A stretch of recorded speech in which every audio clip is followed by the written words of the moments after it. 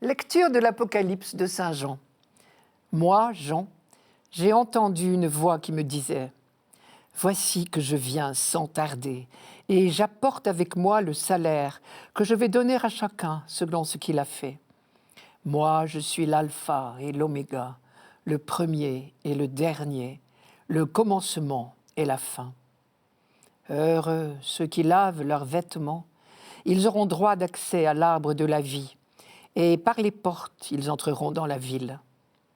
Moi, Jésus, j'ai envoyé mon ange vous apporter ce témoignage au sujet des églises.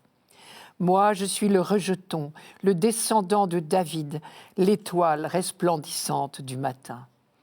L'esprit et l'épouse disent « Viens ». Celui qui entend, qu'il dise « Viens ». Celui qui a soif, qu'il vienne. Celui qui le désire, qu'il reçoive l'eau de la vie gratuitement. Et celui qui donne ce témoignage déclare « Oui, je viens sans tarder. Amen. Viens, Seigneur Jésus. » Ce texte solennel est le final de l'Apocalypse.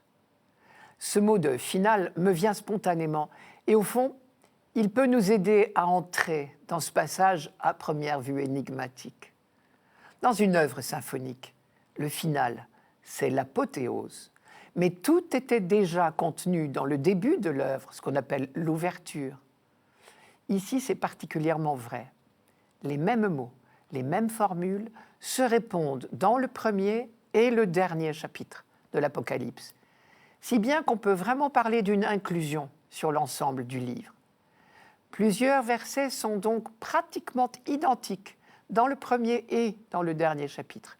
Par exemple, « Voici, il vient au milieu des nuées, et tout œil le verra » du premier chapitre, est repris en écho ici, « Voici que je viens sans tarder ». Et aussi dans l'un des derniers mots du livre, ce fameux « Viens, Seigneur Jésus » que nous redisons à chaque messe dans l'acclamation après la consécration. Nous retrouvons également ici, dans les dernières lignes de l'Apocalypse, les expressions « Je suis le premier et le dernier, je suis l'alpha et l'oméga », tout comme nous les avions lus dans le premier chapitre. Cela, bien sûr, nous aide à décrypter ce livre un peu étrange, comme un chant de victoire. Le final de l'Apocalypse, c'est effectivement l'apothéose, le projet de Dieu enfin accompli. L'étoile resplendissante du matin se lève. Tous les assoiffés peuvent s'approcher et boire l'eau de la vie. Toute soif est comblée. La mort même a disparu, puisqu'il s'agit de l'eau de la vie. Et d'ailleurs, le texte dit également que l'on peut s'approcher des fruits de l'arbre de vie. Les temps messianiques sont donc bien là. Saint Jean affirme très clairement que Jésus est le Messie. Moi, Jésus, je suis le descendant, le rejeton de David, l'étoile resplendissante du matin. Ou encore dire solennellement qu'il vient, c'est aussi affirmer qu'il est le Messie. Rappelons-nous la fameuse phrase « Béni soit celui qui vient au nom du Seigneur », qui était l'une des acclamations de la fête des tentes. On la retrouve dans le psaume 117. Celui qui vient au nom du Seigneur, c'est le Messie. Et si l'on regarde d'un peu plus près, on s'aperçoit que notre passage de ce dimanche contient 2 fois la phrase « Voici que je viens sans tarder », au début et à la fin de notre texte. Autre inclusion, qui n'est pas due au hasard, évidemment. Cela veut dire que c'est bien le message central de ce passage. Plus magnifiquement encore que ce qu'on attendait, ce Messie est Dieu, ce que personne n'aurait jamais osé imaginer. Pourtant, nous rencontrons plusieurs fois ici le fameux « Je suis », qui est le nom même de Dieu dans l'Ancien Testament. C'est aussi le sens de la triple expression « Je suis l'alpha et l'oméga, le premier et le dernier, le commencement et la fin ». Le chiffre 3, on s'en souvient, évoque Dieu. Et d'ailleurs, chez le prophète Isaïe, la formule « le premier et le dernier » s'appliquait à Dieu et à lui seul. Je cite Isaïe, « C'est moi le premier, c'est moi le dernier, en dehors de moi, pas de Dieu ». Isaïe chapitre 44. Ou encore, C'est moi le premier, c'est moi aussi le dernier. L'expression « l'alpha et l'oméga » est évidemment synonyme. Alpha et oméga, on le sait bien, sont la première et la dernière lettre de l'alphabet grec. Nous n'oublions pas que le livre de l'Apocalypse a été écrit en grec.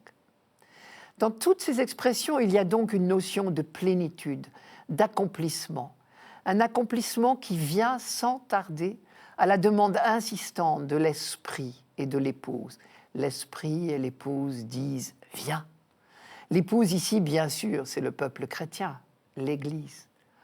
On entend résonner ici la phrase de saint Paul « L'Esprit lui-même intercède pour nous en gémissements ineffables ».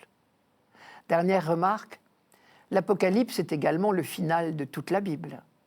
Et on peut découvrir des correspondances entre les déclarations de l'Apocalypse et le livre de la Genèse. Le premier chapitre de la Genèse disait la création, le projet de Dieu, Adam, c'est-à-dire l'humanité, vivant en harmonie et reine de la création. Le final de l'Apocalypse nous montre ce projet de Dieu réalisé en la personne du Christ, le nouvel Adam. Quand, au dernier jour, le projet de Dieu se réalisera enfin pour tous les fils d'Adam, alors l'humanité tout entière pourra redire le dernier mot du récit de la création dans la Genèse. Alors Dieu vit tout ce qu'il avait fait. Voilà, c'était très bon. En définitive, d'un bout à l'autre de l'Apocalypse, Jean nous a fait méditer sur ce grand projet de Dieu, déjà réalisé pleinement en Jésus-Christ et en cours de réalisation pour nous. Comme dit Paul, la création tout entière gémit dans les douleurs d'un enfantement qui dure encore.